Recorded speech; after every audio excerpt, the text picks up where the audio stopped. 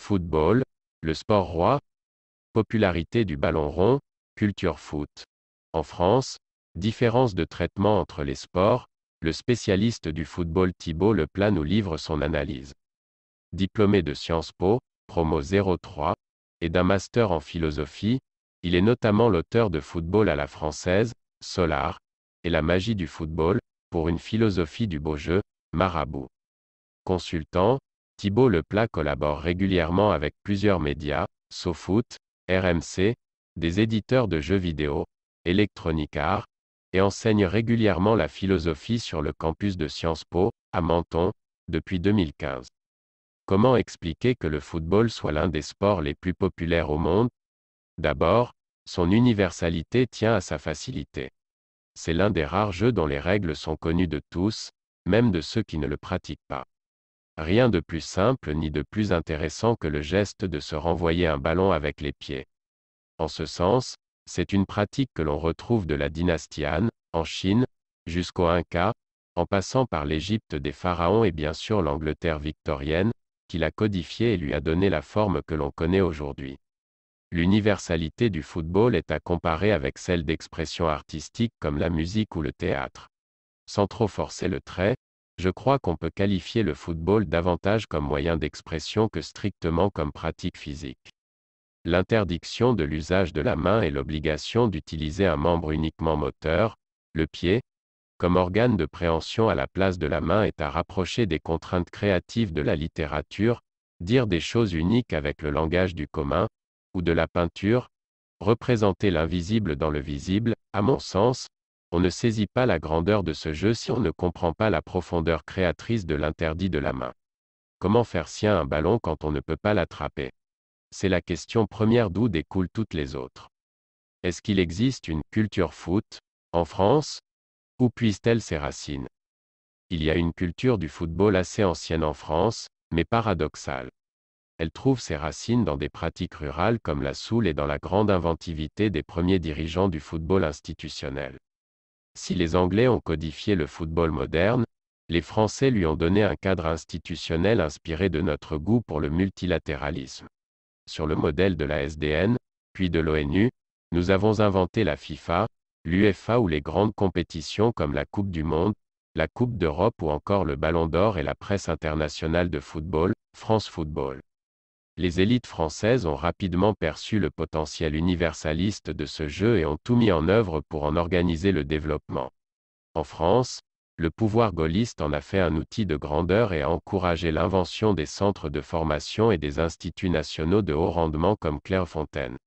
Ces structures ont été copiées par un très grand nombre de fédérations étrangères. Cette culture institutionnelle est un élément très important et malheureusement trop souvent oublié. La France n'est pas un pays de football de la même manière que l'Angleterre ou l'Espagne, mais elle a eu une influence considérable dans le développement de ce jeu, tant d'un point de vue institutionnel, culturel, que sportif. Faut-il rappeler par ailleurs que la France est le pays de Monterland et Camus, grands amateurs de football, mais aussi celui de Coppa, Platini, Zidane et Mbappé? Avez-vous l'impression que le foot fait de l'ombre aux autres sports? J'ai tendance à penser qu'il y a une différence de nature entre les sports plus confidentiels, en termes de licenciés, et le football. Le simple fait de l'universalité évoquée précédemment permet de saisir assez sereinement la différence de traitement entre les sports. Cette question précise, par exemple, ne pose pas de problème éthique aux Espagnols, qui justifient facilement les privilèges de rémunération ou de promotion du football par le fait qu'il soit le sport roi. En France, la tradition républicaine de développement du territoire rend cette coexistence plus difficile. L'État et les collectivités locales sont des instruments très importants dans le développement du sport et le financent en grande partie. Les sports deviennent donc concurrents. Les privilèges du sport roi sont plus difficiles à accepter dans la mesure où certains aiment y voir une inégalité de traitement injustifiée. Or, je crois qu'on ne peut pas comparer la pratique de l'athlétisme, du handball ou de la natation avec celle du football.